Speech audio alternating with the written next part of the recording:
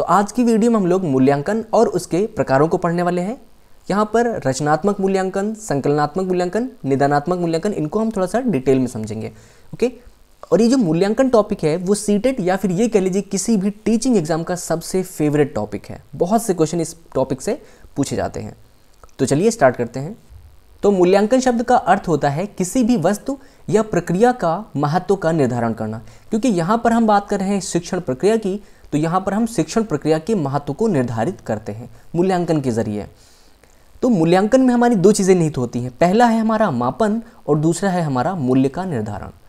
तो देखिए, मूल्य निर्धारण तो हम तभी कर पाएंगे जब किसी वस्तु का हमने मापन किया होगा। बिना मापन के तो हम मूल्य का निर्धारण कर ही नहीं सकते, है ना। चलिए, अब दूसरी चीज़ हमारी ध्यान आती है कि शिक्षण प्रक्रिया तो निरंतर प्रक्रिया है, तो मूल्यांकन जो होगा वो भी हमारा निरंतर प्रक्रिया होगा, क्योंकि वो साथ साथ चलता रहता है। दूसरी बात आती है कि मूल्यांकन हम क्यों करें, क्या आवश्यकता है। अधिगम उपलब्धियों की जांच के लिए, अधिगम उपलब्धियों की जांच के लिए ही हम मूल्यांकन करते हैं कि किसी बच्चे ने किसी ज्ञान को कितना ग्रहण कर लिया है, या शिक्षण प्रक्रिया जो है हमारी कितनी वाजिब रही, या फिर यह कह दें कि उद्देश्यों को हमने कितना प्राप्त कर लिया है।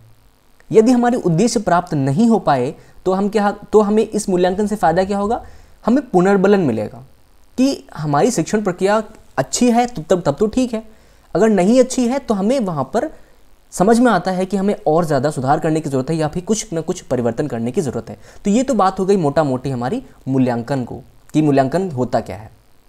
चलिए, अब थोड़ा सा इनके हम प्रकारों को देखते हैं। तो 3 प्रकार थे, उसमें हम रचनात्मक और संकलनात्मक को अंतर को एक साथ समझते हुए चलेंगे। तो देखिए, रचनात्मक मूल्यांकन को रचनात्मक हमने कहा क्यों, क्योंकि रचनात्मक मूल्यांकन जो होता है शिक्षण प्रक्रिया के साथ साथ चलता है, यानी कि शिक्षण प्रक्रिया भी कंटिन्यू हो रही है, रचनात्मक मूल्यांकन भी चल रहा है। यानी कि ये कंस्ट्रक्शन में है, हमेशा ये हमेशा चलता रहता है ना। अब दूसरी बात ये आती है कि फीडबैक।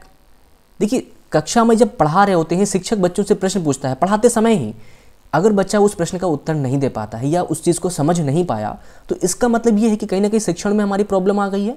तो यहाँ से टीचर और बच्चे दोनों को, टीचर बच्चे और दोनों को ही क्या मिलता है, फीडबैक मिलता है कि भाई कहीं ना कहीं बच्चा सोचता है कि हमको समझने में प्रॉब्लम है, या फिर टीचर को ये समझता है कि कहीं ना कहीं हमारे पढ़ाने में प्रॉब्लम आई है।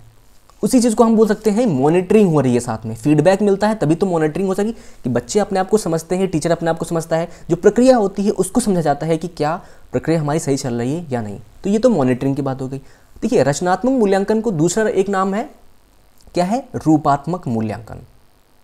देखिए, मैंने कहा कि ये हमेशा चलती रहती है, तो यहाँ पर हम ग्रेडिंग या कोई रैंकिंग नहीं देते हैं, है ना। मान लीजिए कक्षा में आपने किसी बच्चे को असाइनमेंट दिया, या फिर आपने कुछ मल्टीपल क्वेश्चंस दे दिए होमवर्क के लिए, या फिर आपने कुछ दे दी, कुछ भी दे दिया, है ना। तो वो क्या है, हमारा रचनात्मक मूल्यांकन के ही अंतर्गत ही आ जाता है। तो वहाँ पर हम ग्रेडिंग या फिर रैंकिंग नहीं करते हैं, ठीक है ना। इस चीज़ को हम ध्यान रखेंगे। दूसरी बात हम बात करते हैं संकलनात्मक मूल्यांकन की, या हम इसको एक योगात्मक मूल्यांकन भी बोल देते हैं, है ना। संकलनात्मक या योगात्मक मूल्यांकन, ऐसा क्यों बोला जाता है, क्योंकि रचनात्मक मूल्यांकन कंटिन्यू चलता रहता है शिक्षण प्रक्रिया के साथ साथ में, लेकिन जब हमारा टॉपिक खत्म हो जाता है, मान लीजिए कि आपका एक चैप्टर पूरा खत्म हो गया, या आपकी पूरी यूनिट खत्म हो गई, या आप 6 महीने या फिर 1 साल, जो वार्षिक परीक्षाएं होती हैं या जो छमाही परीक्षाएं होती हैं, वो क्या होती हैं, संकलनात्मक या योगात्मक मूल्यांकन के अंतर्गत ही आती हैं, क्योंकि ये एक सत्र के अंत में ही आयोजित की जाती हैं, ठीक है। अब यहाँ पे हम करते क्या है, इसका मूल्यांकन में हमें फ़ायदा क्या होता है, इसके मूल्यांकन में फ़ायदा होता है कि किसी बच्चे ने या फिर हमारी जो शिक्षण प्रक्रिया है उसमें मतलब ज्ञान को किस सीमा तक ग्रहण कर लिया गया है ना, किस सीमा तक ज्ञान को ग्रहण कर लिया गया है, इसको मापने के लिए विस्तृत स्तर पर जब हम मापने की कोशिश करते हैं, तब हम करते हैं संकलनात्मक मूल्यांकन। तो यही अंतर है, ये हमेशा कंटिन्यू चलता रहता है, ये एक फिक्स टाइम के बाद किया जाता है। तो आई होप कि आप लोगों को ये चीज़ समझ में आ गई होगी। चलिए, अगला जो हमारा मूल्यांकन का प्रकार है इसको भी थोड़ा समझ लेते हैं, वो है निदानात्मक मूल्यांकन, ठीक है। अब देखिए, निदानात्मक का एक इंग्लिश में वर्ड समझ लीजिए, निदान का अर्थ होता है डायग्नोस्टिक करना। देखिए, निदान से बहुत लोग कंफ्यूज जाते हैं, निदान से लोगों को समझते हैं किसी चीज़ का हम हल ढूंढ रहे हैं, नहीं, हल नहीं ढूंढ रहे हैं। निदान में ये होता है कि हम डायग्नोस्टिक उस चीज़ को पता करना चाहते हैं, उसका कारण, यानी कि जैसे कि कोई बच्चा बीमार है ना, कोई बच्चा बीमार है, तो डॉक्टर के पास जाते हैं तो वो क्या कहता है, हमसे सबसे पहले एक पर्चा लिख देता है, कहेगा कि आप जाइए डायग्नोस्टिक सेंटर पे।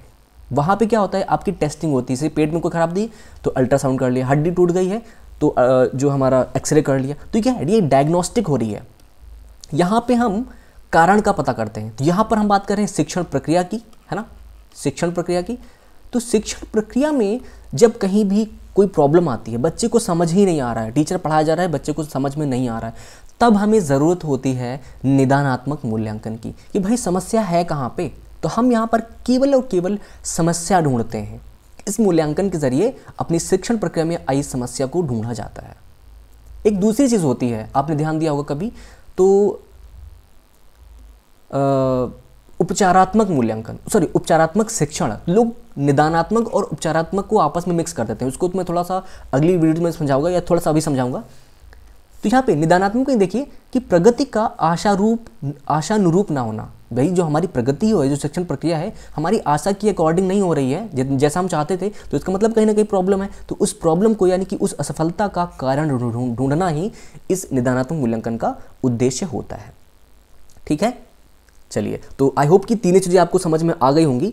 अगर मैं उपचारात्मक की बात करूं, ठीक है ना, उपचारात्मक जो शिक्षण होता है, जिसको हम रिमेडियल टीचिंग भी बोलते हैं, वो जो है इस निदानात्मक मूल्यांकन के बाद में किया जाता है। भाई पहले रीज़न ढूंढोगे तब तो उसको दवाई दोगे। रेमेडियल का मतलब ही रेमेडी होता है, यानी कि दवाई देना। तो वो क्या है, वो टीचिंग का टाइप है, और ये हमारा मूल्यांकन का टाइप होता है ना। तो समझ में आ गया होगा आई थिंक, है ना।